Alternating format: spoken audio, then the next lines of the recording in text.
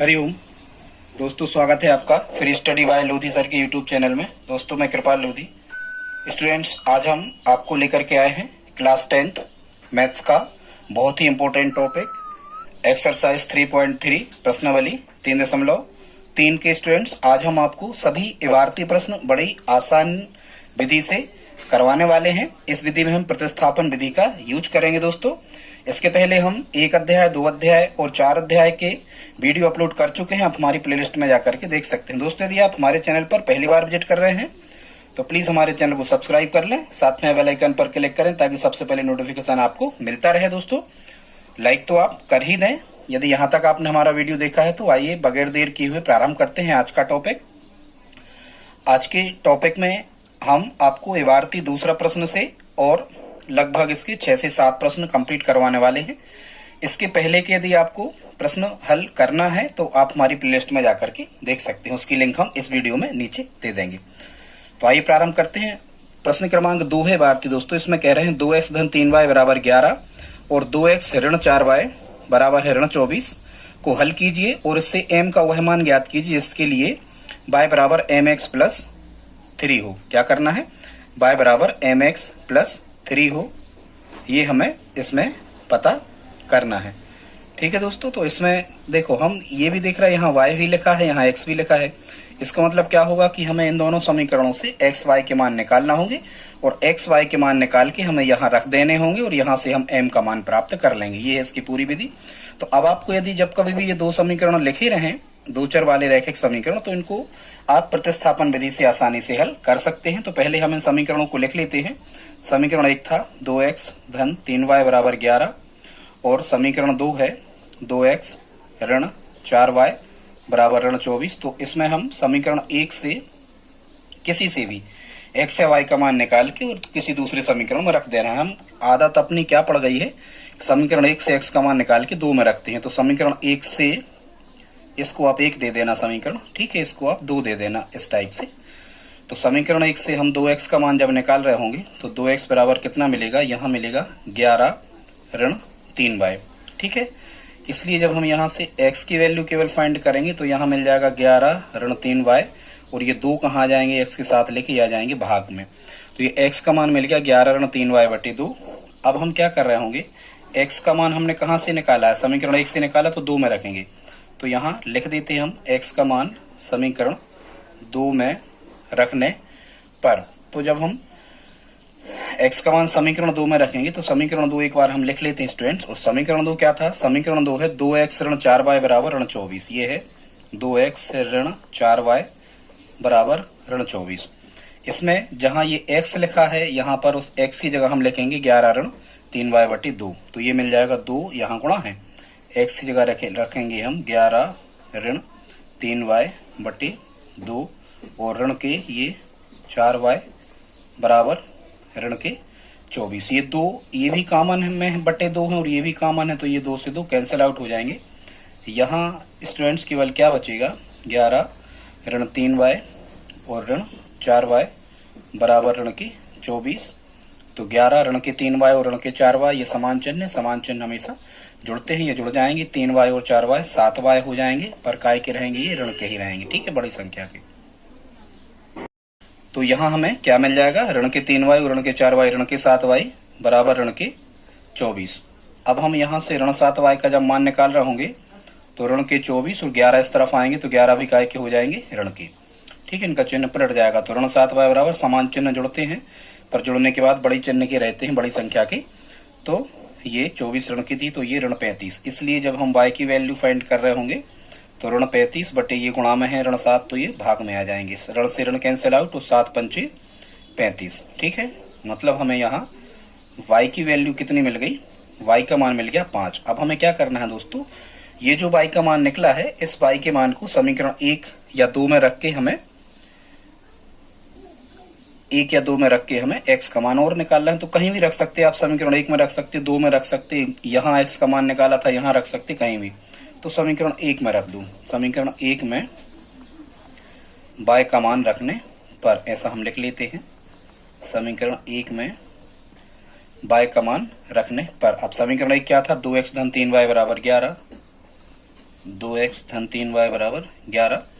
तो हम इसमें y की जगह रखेंगे कितना 5, तो ये मिल जाएगा 2x धन 3 गुणा y की जगह 5 बराबर 11। तो 2x बराबर 2x धन 15 बराबर 11, तो मिल जाएगा 2x बराबर 11 और 15 बराबर के इस तरफ आएंगे तो 15 दोस्तों काय के हो जाएंगे ऋण के, ऋण 15। तो ये मिलेगा हमें 2x बराबर आसमान चिन्ह घटेंगे, 15 में से 11 घटे 4, काय के बचे ऋण के। इसके बाद से स्टूडेंट्स आप यहाँ से देख सकते हैं। इसके बाद हम यहाँ बाजू में हल कर रहे हैं। तो यहाँ हमें क्या मिलेगा 2x बराबर ऋण 4, तो x बराबर मिल रहा होगा ऋण 4 बटे 2, 2 से ऋण 4 2 बार कट रहे होंगे, मतलब x की वैल्यू हमें कितनी मिल गई ऋण 2, और y हमें पहले से मिल गया था, y कितना मिल गया था 5। अब वो क्या कह रहे थे कि हमें m का मान ज्ञात करना है, m का मान ज्ञात कीजिए जिसके लिए y बराबर mx धन 3 हो। तो अब हम क्या करेंगे, अब यही समीकरण लिखेंगे y बराबर mx धन 3, y बराबर mx धन 3।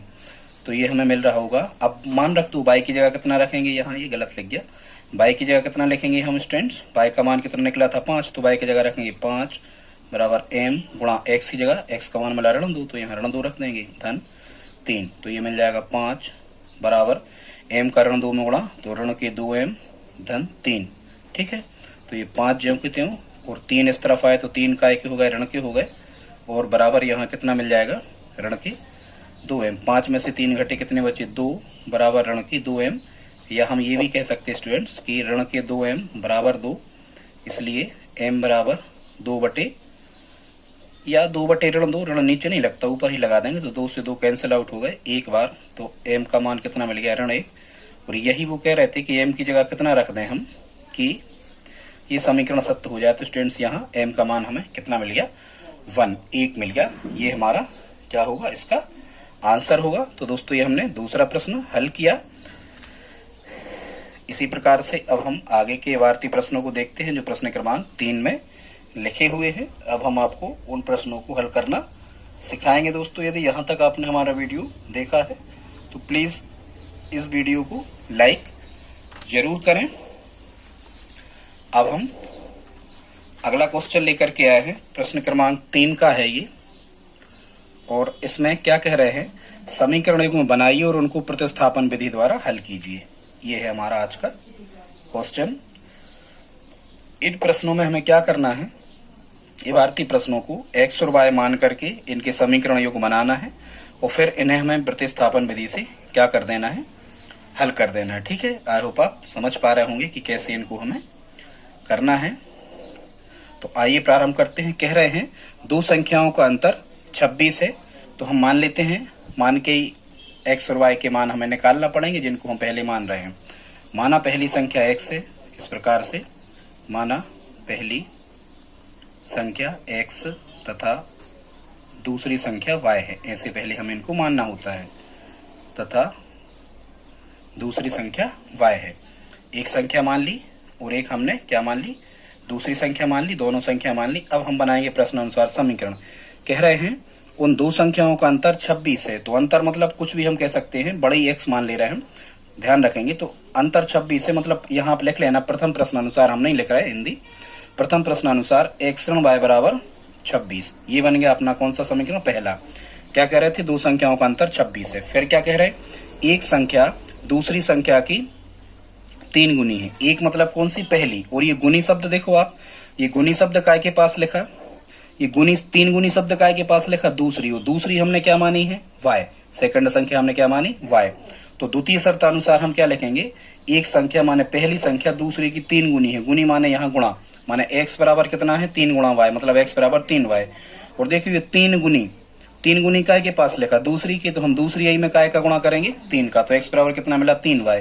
या इसको हम ऐसा भी कह सकते, s ज्यों के त्यों 3y उस तरफ गए तो काय के हो गए, ऋण के हो गए, और बराबर कुछ नहीं है तो क्या रख दो 0। इसको दे दो आप समीकरण 2।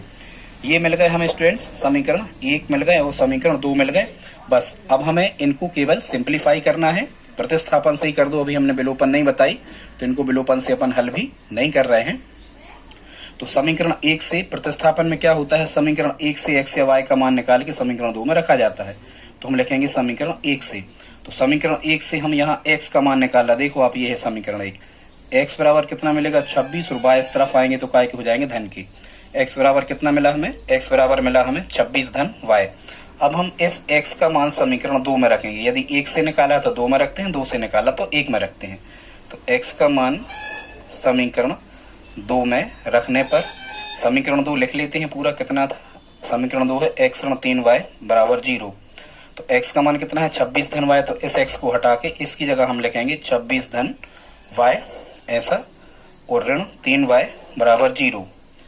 26 ज्यों के त्यों असमान चिन्ह घटेंगे, 3y में से 1y गए, 2y बचे, काय के बचे, ऋण की बड़ी संख्या ऋण की है, वो बराबर 0। यहाँ से जब ऋण 2y का मान निकालेंगे 0 का कोई मतलब नहीं होता। इस तरफ आए 26 हो गए, काय की ऋण की, इनका चिन्ह पलट गया। जब हम y का मान निकालेंगे तो ऋण 26 बटे ऋण 2, ऋण से ऋण कैंसिल आउट, 2 से 26 कितने बार कट गए 13 बार। मतलब y का मान कितना मिल गया हमें 13। अब हमें क्या करना है, यहाँ y का मान हमें 13 मिल गया।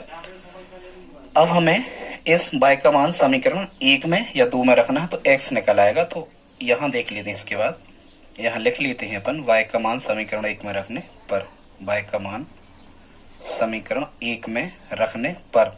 तो समीकरण 1 क्या था, समीकरण 1 था x ऋण y बराबर 26। 2 में भी रख दो आप, सही आएगा।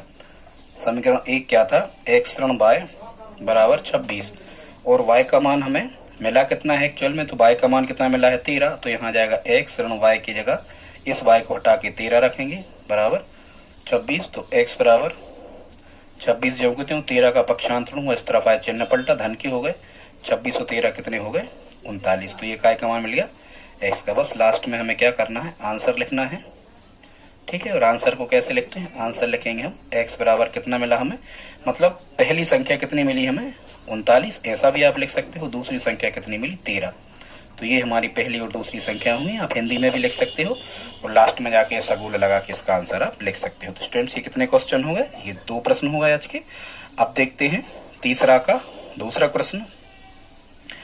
इसमें क्या कह रहे हैं, इसमें कह रहे हैं 2 समपूरक कोणों में से बड़ा कोण छोटे कोण से 18 अंश अधिक है, इन्हें ज्ञात कीजिए। दोस्तों सबसे पहले आपको ये पता होना चाहिए कि पूरक और संपूरक कोण क्या कहलाते हैं। तो ऐसे 2 कोण जिनका योग 180 अंश होता है उन्हें एक दूसरे के संपूरक कोण कहते हैं। फिर से सुन लें, ऐसे 2 कोण जिनका योग 180 अंश होता है उन्हें एक दूसरे के संपूरक कोण कहा जाता है। ठीक है, तो माना वह कोण x और y है, ऐसा हम मान लेते हैं। ठीक है, यहाँ अब हम सॉल्व कर रहे हैं इसको। माना वह कोण, और उन्हें ज्ञात करना मतलब 2 कोण हम x और y मान ले रहे हैं। माना वह कोण x व y है। ठीक है, अब हमने यदि इन 2 कोणों को मान लिया तो प्रथम शर्तानुसार देखो क्या कह रहे हैं, कह रहे हैं 2 संपूरक कोणों में से बड़ा कोण। ठीक है, अब हम कुछ भी मान ले रहे हैं, मान के चलो हम मान ले रहे हैं बड़ा कोण x मान ले रहे हैं। ठीक है, माना बड़ा कोण x है और छोटा कोण मान ले रहे हैं हम कितना y। तो क्या कह रहे हैं, देखो 2 संपूरक कोणों में से बड़ा कोण मतलब x। तो हम लिख रहे हैं प्रथम प्रश्न अनुसार बड़ा कोण छोटे कोण से 18 अधिक है। अब आप ये देखो कि छोटे कोण से 18 अधिक, ये जब हम रिवर्स चल रहे हैं तो 18 अधिक किसके पास लिखा है, छोटे कोण के। मतलब छोटा कोण कितना है, हमने y माना है, तो अधिक मतलब क्या करेंगे, जोड़ेंगे। तो x का मान मिल जाएगा हमें कितना, y धन 18। ठीक है, प्रथम प्रश्न अनुसार क्या कह रहे कि जो बड़ा कोण है मतलब x है, ये छोटे कोण से 18 अधिक है, मतलब y धन 18। ठीक है, अधिक मतलब जोड़ेंगे। ये समीकरण 1 मिल गया। इसको जब हम रैखिक बनाएंगे तो चूंकि हम बराबर में 0 कर सकते हैं, x y हमें एक तरफ मिलना चाहिए 2 चर वाले रैखिक समीकरण। तो या करके हम इसको कैसा भी लिख सकते, x ऋण y इस तरफ ऋण के हो गए बराबर 18, इस तरफ धन के थे तो धन के हैं। ये मिल गया समीकरण 1। और एक समीकरण आप कहां से बनाओगे, हम जानते हैं कि यदि भाई दूसरी समीकरण बनाने के लिए यहाँ कोई शर्त लिखी नहीं है, देखो इबारत में नहीं लिखी, तो हम जानते हैं कि ऐसे 2 कोण जिनका योग 180 अंश होता है उन्हें एक दूसरे के संपूरक कोण कहते हैं। तो हम क्या जानते हैं, 2 कोणों का योग संपूरक कोणों का योग कितना होता है 180 अंश। तो ये मिल गया हमें समीकरण कौन सा, दूसरा। बस अब हमें क्या करना है, समीकरण 1 मिल गया और 2 मिल गया। अब हमें दोस्तों इसको प्रतिस्थापन विधि से हल कर देना है। तो प्रतिस्थापन में हम वही करते हैं, समीकरण 1 से x का मान निकाल के समीकरण 2 में रखते हैं। तो समीकरण 1 से यहाँ देखो x का मान निकला ही है y धन 18, ये रख देते हैं। ठीक है, या फिर यहाँ समीकरण 1 से x बराबर 18 ज्यों के त्यों, y बराबर किस तरफ आए सुकाय के हो गए धन की। ठीक है, तो ये x का मान मिल गया। अब इस x का मान हम कहाँ रखेंगे, 1 से निकाला है तो 2 में रखेंगे। ठीक है, तो यहाँ लिख देते हैं समीकरण 2 में x का मान रखने पर, समीकरण 2 में x का मान रखने पर। तो समीकरण 2 क्या है दोस्तों, समीकरण 2 है x धन y बराबर 180। तो इसको हम लिख लेते हैं x धन y बराबर 180। यहाँ x का मान है 18 धन y, तो इस x को हटा के यहाँ हम लिखेंगे 18 धन y, और ये धन y लिखे ही पहले सब ज्यों कहते हो, बराबर 180। तो ये मिल जाएंगे 18 धन 1 y और 1 y, जी धन के 2 y हो जाएंगे बराबर 180। जब हम 2 y का मान निकालेंगे तो 180, 18 इस तरफ आएंगे तो काय के हो जाएंगे ऋण के, तो 2 y बराबर स्टूडेंट्स यहाँ जब हम 180 में से 18 को घटा रहे होंगे तो यहाँ हमें मिलेगा कितना, 162। ठीक है, इसलिए जब y का मान निकालेंगे तो धन के 162/2 यहाँ नीचे आ जाएंगे। 2 से जब हम 162 को काट रहे होंगे स्टूडेंट तो यहाँ मिलेगा 2 8 16, 2 1 2, मतलब y का मान कितना मिल गया, 81। अब हमें यहाँ से क्या करना है, इस y का मान कहाँ रखना है, कहीं भी इस y का मान 1 में या 2 में हम रख सकते हैं। तो यहाँ हम लिख लेते हैं, क्या लिख लेते हैं, y का मान कहीं भी रख दो समीकरण 1 या 2 में, y का मान समीकरण 1 में रखने पर। तो समीकरण 1 क्या था, समीकरण 1 था x ऋण y बराबर 18। तो इसके बाद यहाँ से देखना x ऋण y बराबर 18, तो y की जगह 81 रखना है ये, तो x ज्यों कहते हैं और ऋण y की जगह 81, वो बराबर कितना, 18। जब यहाँ से x का मान निकालेंगे तो कितना हो जाए, वैसे भी निकाल सकते थे, अब y 81 आ गया तो दूसरा 180 में से घटा दो तो संपूरक निकाला था, एक तरीका ये भी डायरेक्ट था, पर समीकरण सही रख के निकाल दो। तो x बराबर 18 और 81 इस तरफ आए, सो काय के हो गए, ये हो गए काय के स्टूडेंट्स, ये हो गए धन के। ठीक है, जब हम इनको जोड़ रहे होंगे तो 8 और 1 9, 8 और 1 9, ये कितना आ जाएगा, 99। चूंकि ये कोण है तो इनके मान अंश में आएंगे। ठीक है, अब आप देखो 81 और 99 जब आप जोड़ोगे तो 9 और 1 10 का 0 हंसला 1, 9 और 8 17 और 1 18, 180 हो जाएगा। मतलब हमारे 2 कोण निकल आए आंसर। तो आंसर क्या हो जाएंगे, एक तो हो जाएगा 99 अंश और एक हो जाएगा 81 अंश। तो बस आप लास्ट में इनके आंसर लिख दो। आंसर एक कोण होगा कितना, 99 अंश का, और दूसरा कोण कितने अंश का होगा, 81 अंश का। ये हमारे उत्तर आ गए, इतना ही इसमें करना था। तो आगे देखते हैं दोस्तों, प्रश्न क्रमांक 3 कह रहे हैं, एक क्रिकेट टीम के कोच ने 7 बल्ले तथा 6 गेंदें 3800 रुपया में खरीदी। बाद में उसने 3 बल्ले तथा 5 गेंदें 1750 रुपया में खरीदी। प्रत्येक बल्ले और प्रत्येक गेंद का मूल्य क्या है, मतलब प्रत्येक का मतलब एक बैट और एक बॉल का प्राइस हमें ज्ञात करना है। तो इसमें हम कैसा मान के चलते हैं, माना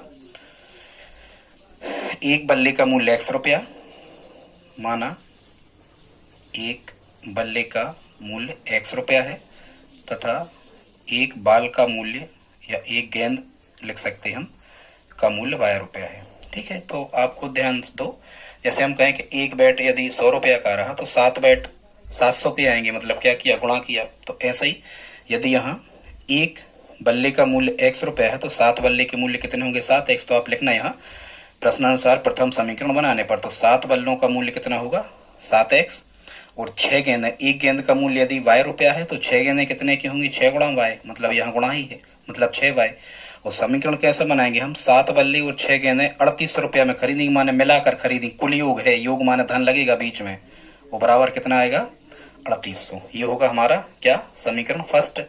अब क्या कह रहे हैं, दूसरा। अब आप यहाँ लिखेंगे द्वितीय प्रश्नानुसार, द्वितीय शर्तानुसार समीकरण बनाने पर। तो द्वितीय शर्त में क्या कह रहा है, बाद में उसने 3 बल्ले, तो एक बल्ले का मूल्य कितना था, x, तो 3 बल्लों का 3x, और धन तो लगेगा ही। ठीक है, बता रहा है कैसे, 3 बल्ले का मूल्य 3x तथा 5 गेंद है, तो एक गेंद का मूल्य था y, तो 5 गेंदों का 5y, और ये जुड़ेंगे क्योंकि ये इनका टोटल मूल्य उन्हें 1750 में खरीदा। ऐसे ही तो समीकरण बनाना पड़ते हैं, तो बराबर हो जाएगा 1750। अब ये मिल गया समीकरण 1 और ये मिल गया समीकरण 2। बस यहाँ से हमें क्या करना है, इनको हल करके x और y के मान निकालना है। जो भी x और y के मान आएंगे वो हमारे आंसर होंगे। तो हम इनको किस विधि से करते हैं, प्रतिस्थापन से। प्रतिस्थापन से कैसा करना होता है, समीकरण 1 से हम x का मान निकालने का प्रयास करेंगे, और समीकरण 1 से जो x का मान मिलेगा वो हम कहाँ रख देंगे, 2 में। तो समीकरण 1 से जब हम x का मान निकालेंगे तो यहाँ 7x बराबर कितना आ जाएगा, 3800, और 6y इस तरफ आए तो काय के हो गए, ऋण के हो गए। इसलिए जब हम यहाँ x की वैल्यू निकाल रहे होंगे तो ये मिल जाएगा हमें 3800 ऋण के 6y और बटे ये 7 जो x के साथ है ये कहाँ आ जाएंगे, बटे में। ये x का मान आ गया। अब x का मान हमने निकाला कहाँ है, 1 से, तो हम रखेंगे कहाँ, 2 में। तो यहाँ हम वही लिख देते हैं, समीकरण 2 में x का मान रखने पर। तो समीकरण 2 क्या है, ये है 3x धन 5y बराबर 1750। तो हम ये फिर से लिख नहीं रहे, सीधा यहाँ x का मान रख दे रहे हैं। तो ये मिल जाएगा हमें कितना, 3 गुणा x की जगह कितना रखेंगे, हम रखेंगे 3800 ऋण 6y बटे 7। और यदि यहाँ ऋण या धन बीच में लगा है तो यहाँ हम क्या लगाएंगे, कोष्टक। ये हो गया 3x, x जगह इतना पूरा रख दिया। धन क्या कह रहे हैं, धन ज्यों को त्यों, धन 5y और बराबर कितना, 1750। ठीक है दोस्तों, अब हम दो तरीका से कर सकते हैं। या तो 7 का गुणा पहले हम यहाँ कर दें, 1 2 3 पदों में तो 7 हट जाएंगे, नहीं तो ऐसा कर लो, पहले 3 हटा लो। ये 3 का गुणा 3800 ऋण 6y में कर लो। यदि यहाँ ऋण लगा है तो इसका मतलब ये है 3 का गुणा 3800 में लग होगा, 3 का गुणा 6y में लग होगा। तो 3 का पहले कहाँ कर ले रहे, 3800 में। तो 3 शून्यम 0, 3 शून्यम 0, 3 8 24 की 4 हासिल 2, 3 त्रिका 9 और 2 11, 11400 ऋण 3 का 6y में किया तो ऋण के 18y आ गए। और इन दोनों के बटे में ये 7 चल रहा है तो ये ज्यों के त्यों रहेंगे, धन 5y बराबर 1750 ज्यों के त्यों। अब यहाँ 3 पद हैं, देखो एक पद इस पूरे को मानेंगे, एक पदी और एक पदी। जैसे बटे में 7 दिख रहे तो अब इस पूरे समीकरण में 7 का कर दो क्या, गुणा।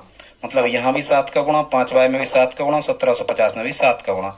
तो और वो 7 का क्यों करना है, ताकि ये रैखिक हो जाए, ये हट जाए 7, सब सीधा बन जाए समीकरण, सामान्य रूप। ठीक है, तो 7 का गुणा करने पर तीनों पदों में यहाँ मिलेगा 11400 ऋण 18y, क्योंकि ये 7 जब आप यहाँ गुणा में 7 लिखो, 7 से 7 कट जाएंगे।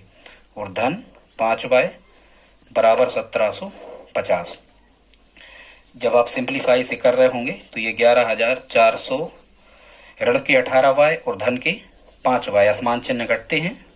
18y में से 5y गए तो कितने बचे, 13y। काय की ऋण की बड़ी संख्या ऋण की है, और बराबर कितना, हाँ 1750। अरे ये मिस्टेक हो गया भैया, 11400 ऋण 18y। इस 5y में भी कितने का गुणा होता, 7 का, तो ये कितने होते, 35y। और 1750 में भी 7 का गुणा होता है, यहाँ 7 का गुणा यहाँ भी होगा। ठीक है, यहाँ कर नहीं पाए थे, भूल गए थे। 7 का यहाँ भी, 7 का यहाँ भी और 7 का यहाँ भी। तो 7 का यहाँ करेंगे तो 7 शून्यम 0, 7 पंचे 35 की 5 हासिल 3, 7 7 49 3 52 की 2 हासिल 5, 7 एकम 7 5 12, यहाँ 12 250 आएगा। और जब हम यहाँ 5y लिखेंगे तो यहाँ 35y आएगा। अब असमान चिन्ह घटते हैं, 35y में से 18y घटेंगे तो कितने बचेंगे, 17y बचेंगे। और 17 काय के बचेंगे, धन के, क्योंकि बड़ी संख्या काय की है, धन की। तो यहाँ लिख लो 17y। अब इसलिए यहाँ से जब हम 17y का मान निकाल रहे होंगे तो 17y बराबर 12250 ऋण ये 11400 यहाँ काय के आ जाएंगे, 11400 इस तरफ आएंगे तो काय के हो जाएंगे, ये ऋण के हो जाएंगे। ठीक है, आई होप आप इतना समझ रहे होंगे दोस्तों। तो जब हम यहाँ से 17y का मान निकालेंगे तो 12250 में से 11400 घटा लेते हैं रफ में।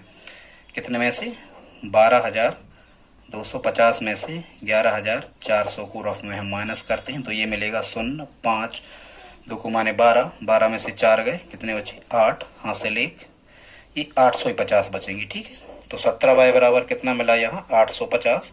इसलिए जब हम y की मान y का वैल्यू निकालेंगे तो 850 बटे 17 काटेंगे, 17 पंचे 85, कितने बार कट गए, 5 बार और 1 शून्य। तो y का मान कितना मिल गया हमें, 50। ठीक है दोस्तों, y का मान 50 मिल गया। अब हमने y क्या माना था, यहाँ देखो हमने माना था एक बाल का मूल्य y है, तो और y का मान मिल रहा है 50, मतलब हम लिख सकते हैं यहाँ तय करके, अतः एक बाल का मूल्य, एक गेंद का मूल्य कितना है, 50 रुपया। ठीक है, अब हमें काय का मान मिल गया, हमें मिल गया y का मान 50 मिल गया। अब हम y का मान समीकरण 1 में रख देंगे। y का मान समीकरण 1 में रखने पर, अब समीकरण 1 क्या था, समीकरण 1 है 7x धन 6y बराबर 3800। तो इसको हम लिखते हैं 7x धन 6y बराबर 3800। और यहाँ y की जगह हमें कितना लिखना है, तो y की जगह लिखना है हमें 50। तो ये मिल जाएगा 7x धन 6 गुणा y की जगह हम लिखेंगे 50 बराबर कितना, 3800। तो ये मिलेगा 7x धन 50 का 6 में गुणा किया तो 300 बराबर 3800। तो 7x बराबर मिलेगा हमें 3800, 300 इस तरफ आए ऋण के हो गए। 7x बराबर 3800 में से 300 घटे 3500, तो x बराबर कितना मिला 3500 बटे 7, 7 से कैंसिल आउट करे 7 पंचे 35, 500 बार कटे तो x बराबर कितना मिला 500। तो ये 500 क्या निकल के आया x का मान, और x हमने क्या माना था एक बल्ले का मूल्य, तो यहाँ करके आप लिखना था एक बल्ले का मूल्य 500 रुपया, ठीक है, तथा एक गेंद का मूल्य कितना है 50 रुपया। तो ये क्या हो जाएंगे आपके आंसर हो जाएंगे। आई होप आप इतना समझ गए होंगे। दोस्तों आज इसमें 4 ही प्रश्न ठीक हैं, 3 प्रश्न का एक हम अगला पार्ट इसका जल्दी से लाएंगे। अभी आप इतना देख के कमेंट करें। आज का वीडियो अच्छा लगा हो तो प्लीज अपने दोस्तों के साथ में स्टडी ग्रुप में शेयर जरूर करें। मिलते हैं अगली वीडियो में, तब तक के लिए जय हिंद जय भारत।